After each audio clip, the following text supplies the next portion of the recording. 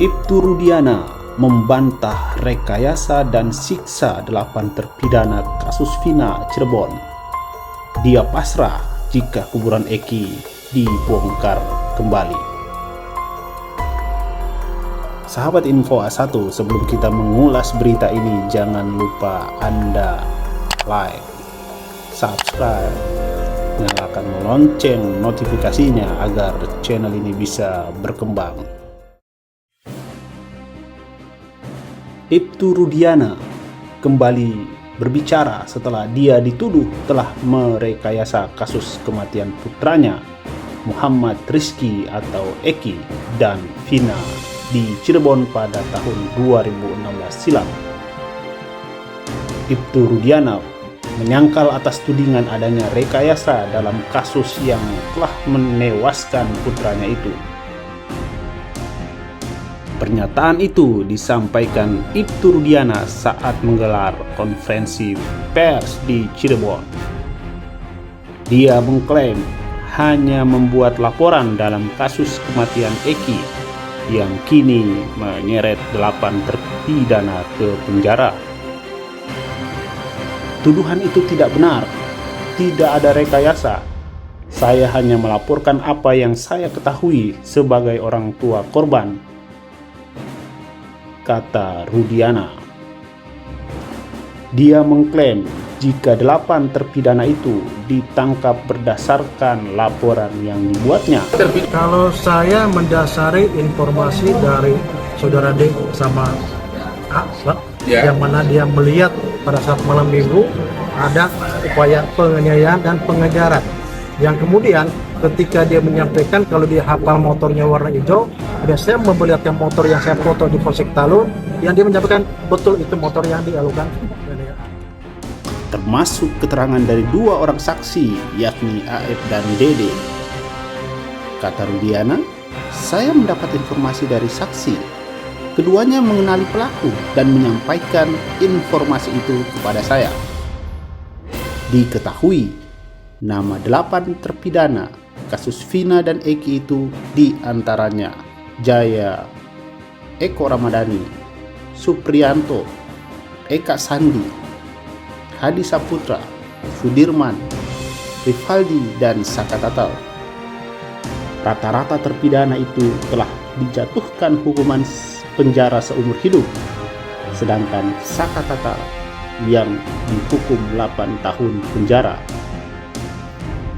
Ibtu Rudiana juga menyangkal telah menganiaya 8 terpidana, menyerahkan para terpidana kepada penyidik. Dia juga mengklaim tidak mempunyai kendali atas penyidikan lebih lanjut pada kasus ini karena hal tersebut merupakan kewenangan yang dimiliki oleh para penyidik. Kata Rudiana, setelah menyerahkan para terpidana kepada penyidik, saya percaya kepada mereka untuk menindaklanjutinya.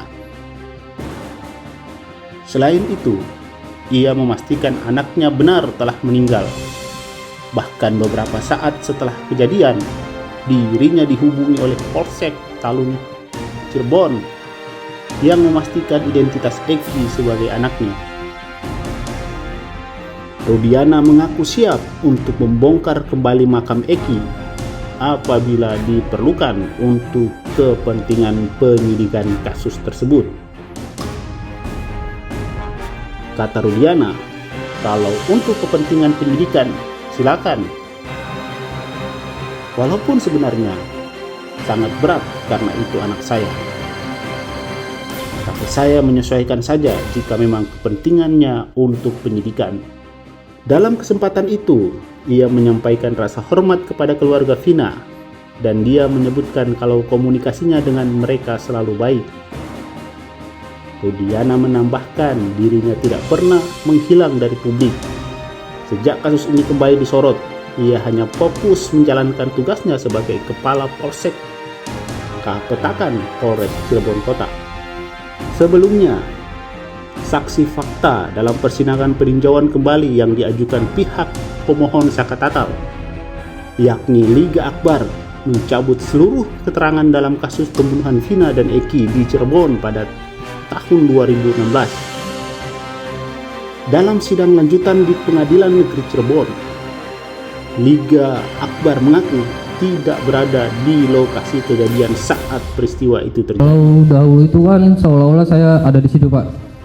Tapi sebenarnya saya nggak ada di situ dan tidak tahu kejadiannya. Kenapa bisa saudara yang dipilih menjadi saksi? Siapa yang menunjuk saudara jadi saksi? Siapa yang mengarahkan saudara jadi saksi? Saya itu tidak mengerti. Saya dimintai oleh Pak Rudiana waktu itu. Hanya keterangan soal pakaian, motor, dan helm saja.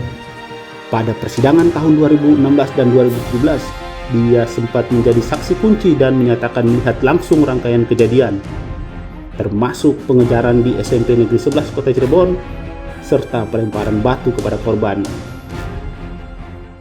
Namun ia mengaku bahwa semua keterangannya tersebut tidaklah benar.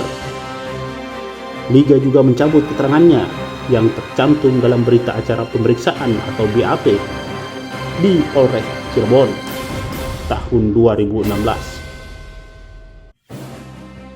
Di persidangan, kata Liga, saya mencabut pernyataan bahwa saya tidak pernah ada di lokasi kejadian. Setelah tadi memberikan kesaksian, saya merasa lebih tenang, kata Liga. Sahabat Info A1, demikian info dari Rudiana, dan beberapa hal yang disampaikan adalah hal yang sering bertolak belakang dengan apa yang disampaikan oleh tim kuasa hukum Saka Tatal dan Saka Tatal sendiri. Anda bisa menilainya mana yang benar, mana yang salah.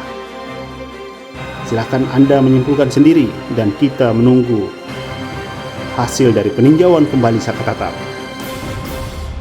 Silahkan tinggalkan komentar pada video berikut ini. Terima kasih.